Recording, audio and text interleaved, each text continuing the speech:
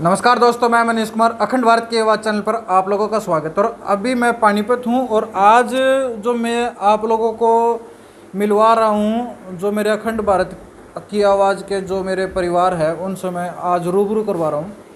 जो दादा मांगेराम जी, जो बहुत बड़ा नाम है रागणी के अंदर, उनके सुपुत्र हैं और अभी हम उनसे बात करेंगे। सबसे पहले भाई साहब, आपका हमारे चैनल पे स्वागत है।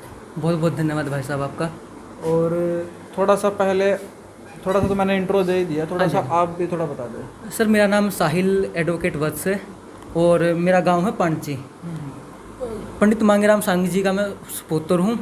और आप थोड़ा सा उनके बारे में भी बताएं, क्योंकि आज की जो जनरेशन है वो नए गानों में कह लो हाँ जी, या अश्लीलता म्यूजिक के माध्यम से जी जी और ज़्यादा हो चुका है और पुरानी चीज़ों को भूलते जा रहे हैं। हाँ जी तो क्या कुछ कहना है? सर, जैसे कि देखो, टाइम के साथ चलना पड़ता है। जैसे जब दादा लक्ष्मीचंद जी ने सांग स्टार्ट किया तो उन्होंने, दादा दीपचंद जी थे जिसे आधुनिक सांग का जन्मदाता कहा गया है, उन्होंने उनसे अलग पैटर्न बनाया।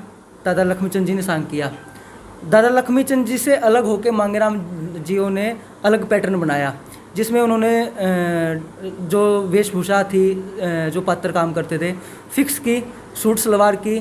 पहले गांव में जाते थे, ओरिजिनल ज्वेलरी लेके आते थे। दादा मांगेराम जी ने आर्टिफिशियल यूज की, दिल्ली से वो सामान लेके आए, अपने जो पात्र होते थे उनको उनका रूप दिया, नई तर्जें।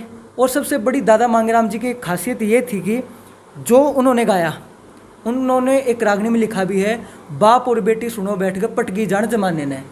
जो उनका गाना था, जो उनका संगीत था, जो उनका नाटक होता था, जो अभिनय करते थे स्टेज के ऊपर, वो ऐसा होता था कि चाहे बाप या बेटी साथ बैठ के सुन सकते हैं। ये उनकी सबसे बड़ी विशेषता थी। और जैसा कि आपने बताया कि नई जनरेशन में इसमें कोई भी फॉल्ट नहीं मानता कि रागनी से क्यों दूर हुए, क्योंकि कुछ कलाकारों ने अपने साथ लेडीज़ को रखा और स्टेज पे इतना गंदा व्यवहार और इतने गंदे बोल यूज किए हैं कि एक बोल सकते हैं कि ये सरस्वती माता का अपमान हुआ है। अब मैं जैसे कहीं जाता हूँ, मैं अपनी उम्र में बैठता हूँ तो लोग रागनी से दूर जाते हैं, क्योंकि वो इसलिए जाते हैं क्योंकि रागनी गायक सुल्फा शराब पी के स्टेज पे जाते हैं, जो उनके माइंड में आता है, जो जैसा भद्दा शब्द बोलते हैं। दूसरी बात, नया यूथ हमेशा ग्लैमर को अट्रैक्ट करता है। अगर ग्लैमर नहीं होगा ना, कोई भी फिल्म हो, कुछ भी हो। मेरा नेक्स्ट क्वेश्चन यही था। हाँ जी, हाँ जी, कि आज के टाइम पर ग्लैमर का हर चीज़ में, जी जी, मैं अपनी न्यूज़ की लाइन में कहूँ या फिल्म इंडस्ट्री के लाइन में कहूँ या एनीवन, किसी भी लाइन में हम बात करें, हाँ जी, जब तक ग्लैमर नहीं है जब तक वो चीज़ नहीं चलती। रियलिटी है। अब जैसे दादा लक्ष्मीचंद जी थे, उन्होंने भी अपने सांग में अपने शिष्यों को जनाना पाठ करवाया। मांगेराम जियों ने भी ड्रेस चेंज करवा के अट्रैक्टिव दिखाने के लिए सूट सलवार चलवाई, मेकअप करते पुराने थे। समय से चल देखो, ये काफ़ी जब किशन लाल भाट जी होते थे उस टाइम से लेके, उस टाइम पे भी वो लड़के क्या होते थे, धोती कुर्ता डाल के लेडीज़ पार्ट करते थे, वो उसमें नाच नाच के गाना गाते थे। तो हम कह ही नहीं सकते कि ग्लैमर के बिना नहीं हो सकता। और जैसे आज कोई भी गाना आता है, जैसे गंगा जी तेरे खेत में आया, जमुना मैं बन गई थी नीर राम की सूं, सपना चौधरी ने बिल्कुल हरियाणवी जो टिपिकल ड्रेस होती थी, और कुलदीप राठी भाई ने उसको उसमें डायरेक्शन की थी, सोमेश भाई ने म्यूजिक दिया, सोमीर भाई ने गाया, और दादा मांगेराम जी का वो भजन था। उनको बिल्कुल जैसे बोल थे, मैं बन गई थी नीर राम की सूं, जमुना जी के तीर राम की सूं, उन बोलों को बिल्कुल हूबहू एक्टिंग में उतार दिया। तो उसमें ग्लैमर भी था, साथ साथ में हरियाणवी फोक कल्चर भी रहा। जो उनकी ओरिजिनल तर्ज थी वो भी बिल्कुल सोमेश भाई ने और सोमवीर भाई ने बिल्कुल खरा उतारा उन पे। अच्छा, जैसे पुराने समय में जो दादाजी का नाम था, हाँ जी, और अब वो नाम विलुप्त होता जा रहा है। जी। यदि मैं आज की जो जनरेशन है हम उनसे बात हाँ करें जी। और इनके बारे में नाम, जो हमारे रागनी के जो बहुत बड़े बड़े कलाकार हैं इनका नाम ले, हाँ जी, ये रागनी सुनना भी बहुत दूर हो गए। जी जी। तो आप कैसे उन जो युवा है उनको कैसे आप अपनी तरफ, सीधी सी बात है, आप प्रेरित करोगे कि वो तो शब्दों का चयन है सर, किसी भी प्रकार से कर लो, हाँ जी, हाँ जी। आप उनको कैसे प्रेरित करो? करोगे कि जो हमारी पुरानी धरोहर है हाँ जी। उसको आप कैसे देखते हो? देखो भाई साहब, इसमें एक अकेला साहिल कुछ नहीं कर सकता। इसमें एक पूरा होता है, संस्था होती है, कमेटी होती है, एक ग्रुप होता है, टीम होती है। विदाउट टीम कोई भी काम परफेक्ट नहीं होगा। सबसे पहले मैं एफर्ट कर रहा हूँ कि दादा मांगेराम जी के नाम से कोई टीम, संस्था, कमेटी बने, जहाँ पे जो यूथ है, जो यूथ जुड़ना चाहता है, हरियाणवी कल्चर के लिए काम करना चाहता है, संस्कार के लिए काम करना चाहता है, उनको एक स्टेज मिल सके, एक प्लेटफॉर्म मिल सके कि जहाँ पे कम से कम 15-20 आदमी एक जैसी मेंटलिटी के हों। दूसरी बात, प्रेरित करने की बात, तो उसमें ये है कि आजकल डिजिटल ज़माना है। दादा लक्ष्मीचंद जी की भी ऐप आई प्ले स्टोर पे, दादा मांगेराम जी की भी ऐप आई है प्ले स्टोर पे। पहले लोग किताब खरीदते थे, अब वो फ़ोन उठाते हैं, उसमें सॉन्ग देखते हैं, रागनी देखते हैं, गाने देखते हैं और अपना काम करते हैं। अब रागनी का चल रहा है डिजिटलकरण। अगर हम रागनी वो की वो, जैसे रागनी आई थी तू राजा गिराज दुलारी, तरज ओरिजिनल थी, म्यूजिक आज का था। अगर आज के टाइम में हम उस तरज को वैसे की वैसे रख के म्यूजिक थोड़ा आज का रख सकें, तो मैं कह सकता हूँ कि आप उस रागनी को यूट्यूब पे डाल के देखना, मिलियंस में व्यू मिलेंगे। एक जो वो रागनी हुआ करती थी, जो पहले वाली रागनी होती थी, कैस्ट में रिकॉर्ड होती थी, और आज जो है वो सारा का सारा डिजिटलाइज हो चुका है।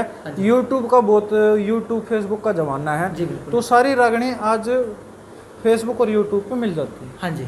अब मैंने क्या किया कि मैंने फेसबुक पे दादाजी का पेज बनाया, दादा मांगेराम जी के नाम से। वहाँ पे जो उनकी डीपली इन्फॉर्मेशन होती है, लाइफ से जुड़ी या फिर साहित्य जगत से, मैंने शेयर करनी स्टार्ट की। स्टार्टिंग में काफ़ी एफर्ट करना पड़ा था, लेकिन कुछ टाइम के बाद अच्छा रिस्पॉन्स मिला और फिर मैंने यूट्यूब पे चैनल बनाया दादा मांगेराम जी का। उस पे जितनी भी दादा मांगेराम जी की रागनी आए, सभी की आवाज़ में, उसमें मैं स्लोली अपलोड कर रहा हूँ, ताकि एक प्लेटफॉर्म मिल सके जहाँ पे उनका सब कुछ एक जगह में मिले। अच्छा, एक मेरा रफ एंड टफ क्वेश्चन है। हाँ जी। घर में और भी मेंबर होंगे? हाँ जी। आपने बताया आप एडवोकेट भी हो। हाँ जी। अब आज के टाइम पर समस्या कहाँ आ रही है नई जनरेशन के अंदर, कोई भी हो, यदि कोई गवर्नमेंट टीचर या गवर्नमेंट पोस्ट पे चला जाता है, या एक मैंने पेशा बना लिया कि वकालत का, तो उसके बाद फैमिली की तरफ, अपने पूर्वजों की तरफ ध्यान नहीं देता आदमी। ये 90% में देखने को मिलता है, और 10% ही ऐसे होते हैं जो अपने पूर्वजों के लिए आगे काम करते हैं। तो आपके दिमाग में आप अकेले ही हो घर में जो आप अकेले काम कर रहे हो, या घर में और भी सदस्य हैं जो आप, जैसे आपके दादाजी उनके लिए काम कर रहे हैं? देखिए भाई साहब, इसमें तो मैं मानता हूँ कि एक जंगल में आग लग गई थी, एक चिड़िया चोंच भर पानी लेके उस आग को बुझाने का प्रयास कर रही थी। बाज ने देखा कि, बाज ने मजाक बनाया उस बात का कि तू क्या कर लेगी अकेली। बोले कि आज मैं कुछ काम कर रही हूँ तो मेरे को देख के कल को कोई और भी करेगा। तो भाई साहब, स्टार्टिंग में तो दादा मांगेराम जी के शिष्य थे पंडित जयनारायण जी, उन्होंने काफ़ी काम किया दादा मांगेराम जी के प्रचार प्रसार में।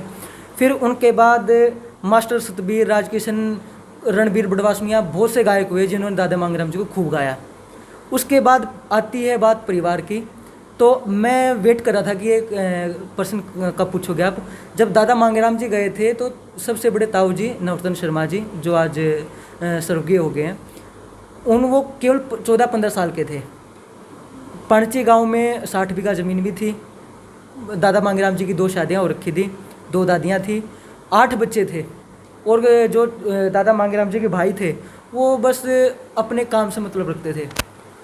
तो जैसे तैसे करके दादा मांगेराम जी के लड़कों ने अपने आप को स्टैब्लिश किया, कहीं प्राइवेट जॉब करके, कहीं सरकारी करके, कुछ करके अपना करने के लिए। उस टाइम पे मैं ये कह सकता हूँ कि घर में खाने के दाने नहीं थे, तो उस टाइम तो पहले पेट दिखता है, सांग तो बड़ी दूर की बात है। बिल्कुल सही बात। ताऊ जी, पिताजी वगैरह ने हमें पढ़ाया। आज एक मेरा भाई PhD भी है, एक भाई का खुद का स्टूडियो है, म्यूजिक स्टूडियो, एक भाई SP ऑफिस में क्लर्क है, मैं हूँ। आज हम इस लायक हो गए हैं कि हम अपने पैरों पे खड़े हैं। तो कहते ना, देर आए दुरुस्त आए। हम लेट जरूर हुए हैं इस मामले में, लेकिन हमारे पास जो नॉलेज है दादा मांगेराम जी की, जैसे मेरे को ज़्यादा इंटरेस्ट है मांगेराम जी में, जितनी नॉलेज मुझे है शायद ही आज के टाइम में परिवार में किसी को होगी। ये घमंड का नहीं है, ये एक कॉन्फिडेंस है मेरे में। ये कहने का मतलब है एरिया ऑफ इंटरेस्ट के ऊपर बात है, रुचि लेने के लिए बिल्कुल बिल्कुल। मैंने उनके 54 सॉन्ग कलेक्ट किए जो ख़त्म हो गए थे बिल्कुल, उन पे किताब लिख रहा हूँ। कोशिश है कि काफ़ी जल्दी आएगी और अब मैं उनके नाम से एक कमेटी बना रहा हूँ और उसी के उद्देश्य के हिसाब से मैं आज पानीपत आया था। 15-20 भाई थे, हम सब ने मिलजुल के अपने विचार साझा किए। विचार साझा करने के बाद एक सकारात्मक परिणाम निकल के आया है।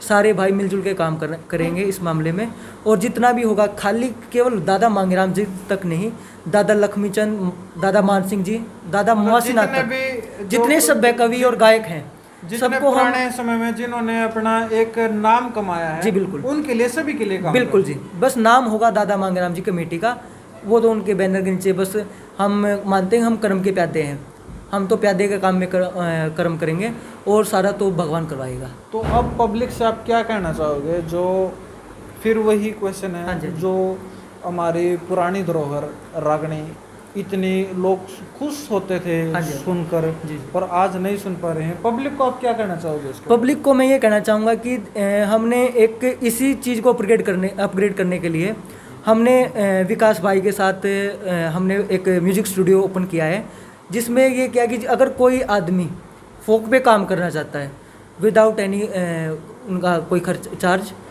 विदाउट एनी चार्ज, आप आओ। कोई सभ्य गायक है जिसको सुर का ज्ञान है, अब ये तो है नहीं कि आजकल हर घर में एक कवि और गायक हो रखे हैं, मैं उनको गायक नहीं मानूंगा।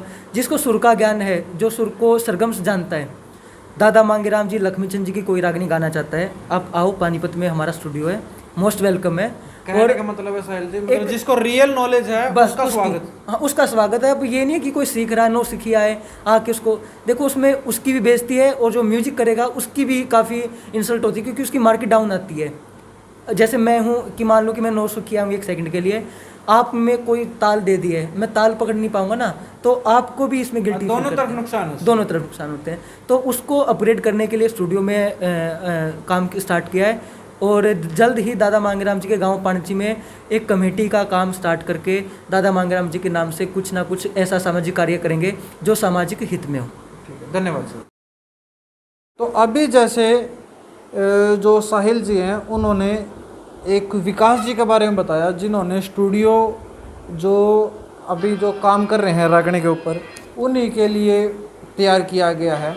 तो अभी हम बात करते हैं विकास जी से। विकास जी नमस्कार, आपका हमारे चैनल पे स्वागत है। नमस्कार सर, नमस्कार।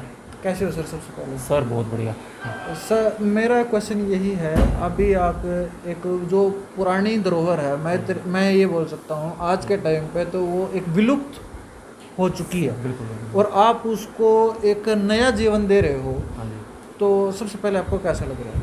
सर मुझे बहुत अच्छा लग रहा है, और जो मेरा मेन उद्देश्य है, जो मुख्य उद्देश्य है दादा मांगेराम जी टीम से जुड़ने का, वो यही है कि अपनी फोक संस्कृति को प्रमोट करना और रागणियों को जितना हो सके प्रमोट करना और लोगों तक पहुंचाना, आज की यंग जनरेशन तक पहुंचाना। अच्छा, ये चीज़ आपके विचार में कैसे आई? जो साहिल जी हैं, ये कांटेक्ट में कैसे आया? सर मैं इनसे कांटेक्ट, मैं दरअसल महारा टीवी कंपनी में था, Gurgaon, music as a music director, तो वहीं पर मुझे साहिल मिले थे। तो उसके बाद आपका विचार बना और ये आपने नॉन प्रॉफिटेबल, बिल्कुल सर, बिल्कुल, चीज़ आपने डिसाइड की है। बिल्कुल सर, अगर किसी में टैलेंट है, कोई लेखक है या फिर कोई अच्छा गायक है, तो वो मुझसे डायरेक्ट कांटेक्ट कर सकता है। सपोर्ट आप सपोर्ट मैं करोगे? पूरा सपोर्ट करूँगा सर, बिल्कुल बिल्कुल।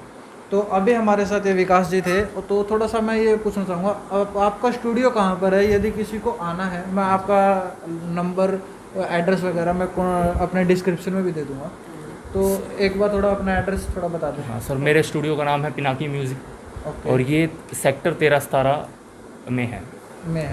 और मैं विकास जी से नंबर लेके और एड्रेस भी मैं टेक्स्ट में लेके मैं अपने डिस्क्रिप्शन में भी डाल दूँगा। यदि किसी कलाकार को भी वैसे भी गाइडेंस है या सपोर्ट है, किसी भी प्रकार की सहायता, सपोर्ट कह लो, चाहिए, तो मेरे ख्याल से विकास जी आप मना नहीं करोगे? नहीं, बिल्कुल नहीं।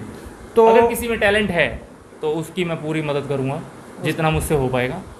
तो कुल मिला के यहाँ पर जो इकट्ठे हुए थे, एक तो साहिल भाई है, जो बहुत बड़ा नाम है इस टाइम पर, क्योंकि उनके नाम के साथ में दादा मांगेराम जी, जो कि बहुत बड़े रागनी में मतलब मेरे पास शब्द नहीं है उनको एक्सप्लेन करने के कि इतना अच्छा काम किया हरियाणा के लिए कि रागनियों में, तो वो मिले। साथ में विकास जी से भी बात हुई है।